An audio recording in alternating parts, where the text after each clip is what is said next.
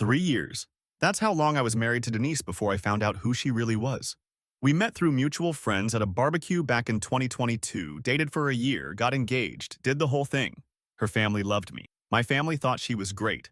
Everyone kept saying we were perfect together, and I believed it because I was an idiot who wanted to believe it. Quick backstory because it matters later. I owned a small contracting business before we got married. Nothing huge, just me and two guys doing home renovations. I was doing well enough to buy a house and put money away. Denise worked as an office manager at a dental practice.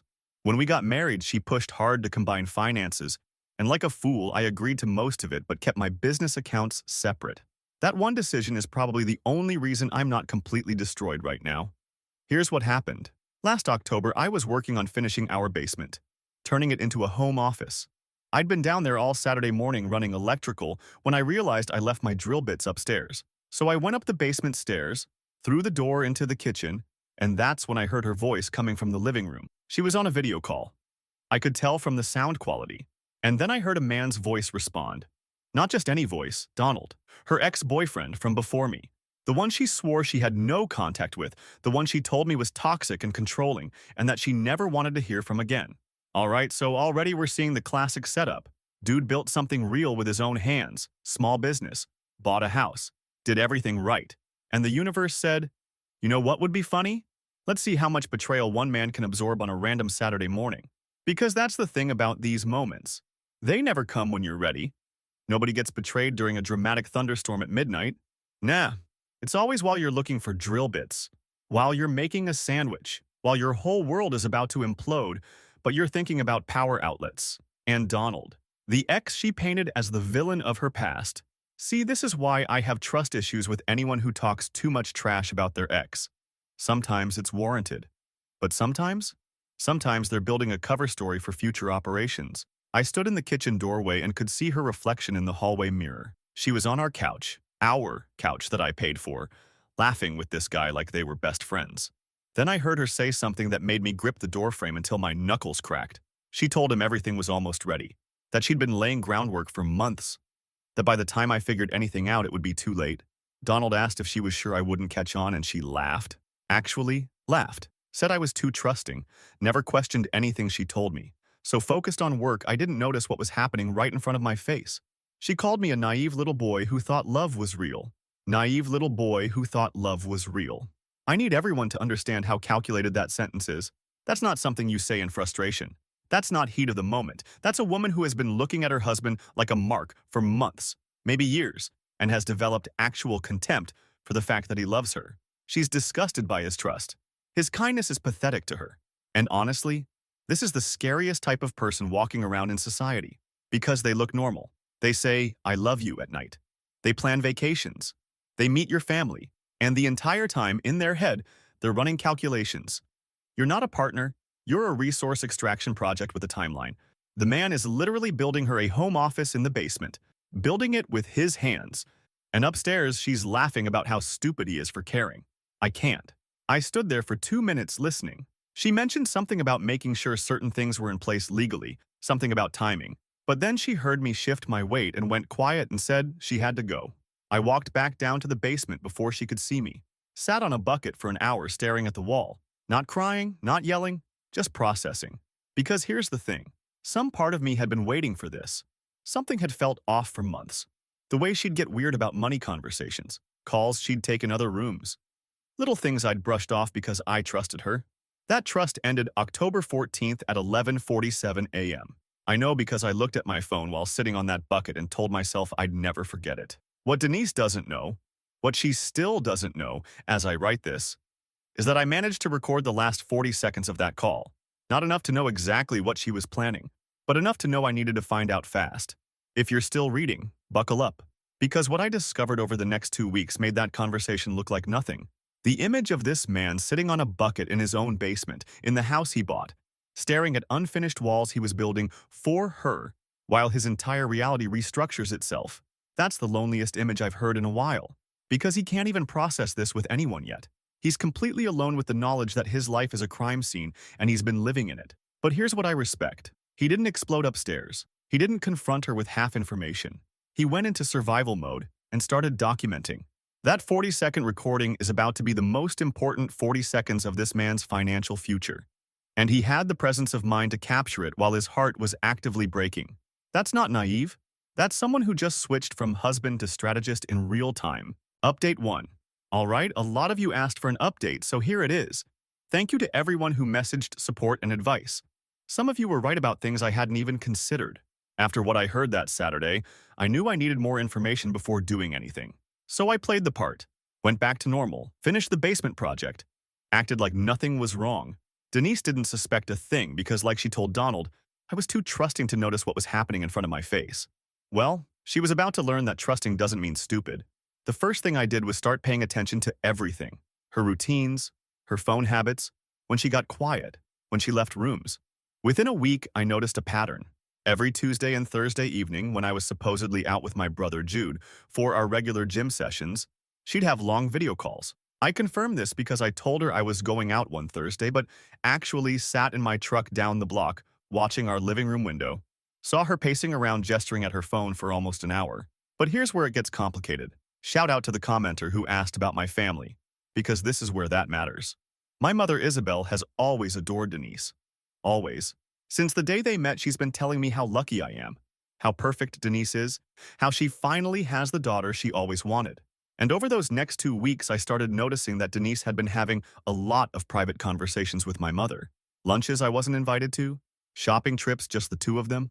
The level of self-control required to go back to that basement and finish the project while knowing what he knows. Most people would have blown up within 24 hours. But this man understood something crucial. In a war against someone who's been planning for months, you don't win by being emotional. You win by being more prepared than they expected.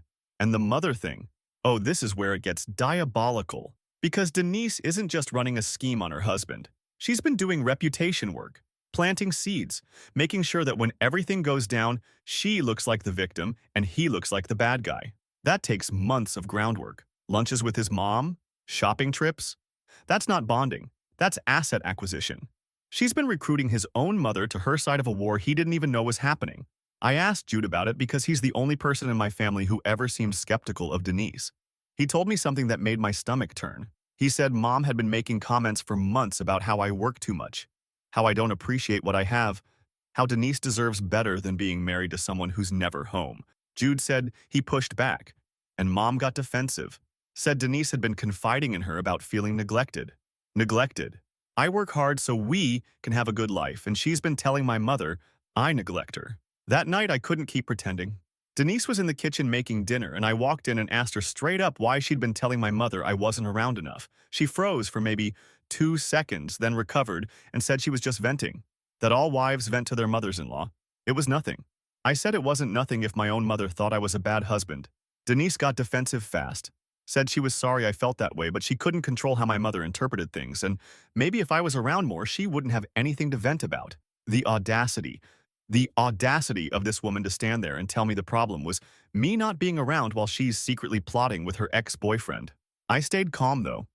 Asked her when she last talked to Donald, and that got a reaction. She went completely still and asked why I was bringing him up. I said I was just curious since his name came up in a conversation with a friend. She said she hadn't talked to Donald in years, that I knew that, and why was I being weird about it? She lied to my face, looked me dead in the eyes and lied. Maybe if I was around more, she wouldn't have anything to vent about. I need to frame this sentence because it's a masterclass in manipulation. She got caught poisoning his reputation with his own mother, and in under 30 seconds she flipped it into his fault. No accountability, no explanation, just immediate redirect. You made me do this by not being around. Meanwhile, she's on video calls with her ex twice a week, planning his financial destruction. And the Donald question. Watch how fast her whole energy shifted. That's the difference between a comfortable lie and a dangerous lie. The mother stuff, she'd rehearsed that. She had answers ready. But Donald? That's the nerve center of the operation. You could feel her calculating whether he knew something or was just fishing. This is why cheaters eventually get caught, by the way. You can't maintain a double life without eventually having tells. And her tell was that 2-second freeze. I dropped it because I wasn't ready to show my hand yet. But something she said during that conversation gave me my next lead. She mentioned that her mother Grace was coming to visit next month and we should plan something nice. Grace, who lives 3 hours away and rarely visits. suddenly planning a trip right when Denise is putting things in place. I made some calls. What I found out about Grace's involvement made what I'd heard on that video call look like a warm-up. Update 2. Remember how Grace was planning to visit? Denise and her mother weren't close. Quick surface calls, maybe once a month. Suddenly, Grace was making a special trip right when everything was almost ready. I went through Denise's tablet while she was in the shower. Same passcode for everything. Her birthday. Found her WhatsApp messages with Grace going back months. Grace hated me. Not disliked, actively hated. Messages from before we got married where she told Denise she was settling, that I wasn't good enough, that Denise deserved someone more refined. Grace thought a contractor was beneath her family. Called me working class with working class thinking. Said Denise was wasting her best years on someone who'd never give her the life she deserved. And Donald was Grace's golden boy. They dated 4 years before me, and Grace never forgave Denise for leaving him. Donald came from money, management position at a tech company, everything Grace wanted for her daughter. She'd been encouraging Denise to reconnect with him for over a year. Working class with working class thinking. Grace has been walking around with this opinion the entire time. At the wedding, she probably smiled for photos thinking temporary arrangement. At every family dinner, she looked at this man and saw a stepping stone. Her daughter was using until the real prize came back around. And here's what kills me. Donald wasn't ready to commit when they were together. Denise left him. But the moment he came back around sniffing, suddenly he's the prize again. Make it make sense. This man said, "Nah, I don't want you for 4 years." She moves on, builds a whole life, and the second he changes his mind, she's ready to burn everything down? That's not love.